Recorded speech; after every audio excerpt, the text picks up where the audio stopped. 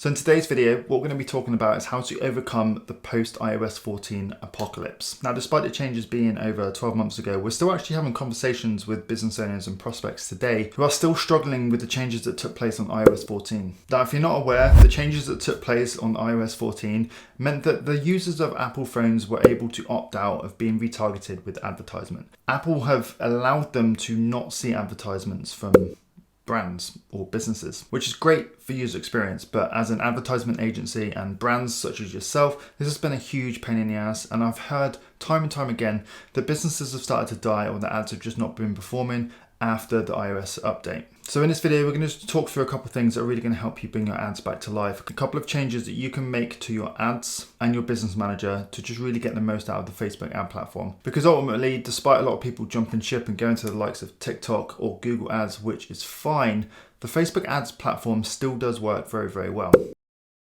Now, one of the biggest drawbacks to the iOS update is that Facebook as an advertisement platform now physically has less visibility over actions that people take.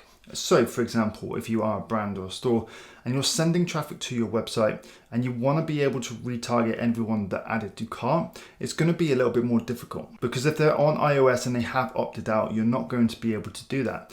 Now, if they have opted in or if they're on Android, you are still going to be able to do that, which is why the advertisement still works. What this means is just the typical audience pool that we would have pre-iOS is significantly smaller, which means that we just have to be mindful of that when we are trying to build our audience pools. So previously, pre-iOS, when creating a retargeting campaign of any sort, you would easily be able to create an audience pool for, say, for example, if someone had visited your website, you could ask Facebook to retarget them over 30, 60 or 90 days, and that would work. These days you can still do that, but what I recommend is just keeping the time period up to 90 days because that's going to give you the longest window. Whereas this audience pool is going to be larger than if you were to say 30 days. We'd also create a separate audience for events. So for example, if they added to cart, we would create that as a custom audience. Now we're still doing these things, but also on top of that, you want to start looking in platform.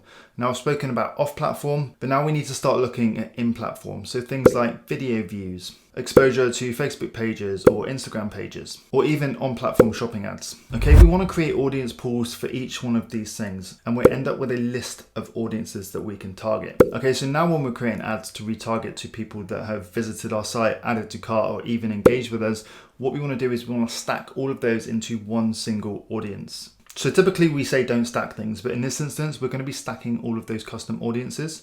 And that's just going to give us a larger pool of people that we can retarget to. But don't worry, because this pool of people is still going to be really nice and refined compared to if you were reaching out to cold audiences, which means that your CPMs are going to be a lot smaller and your cost per conversion is typically going to be a lot smaller as well. So yeah, I just wanted to make this video because I know a lot of businesses do rely heavily on retargeting and being able to remarket to their people that visited their site or even added to cart or even previous customers, whatever it might be. It is still possible in Facebook.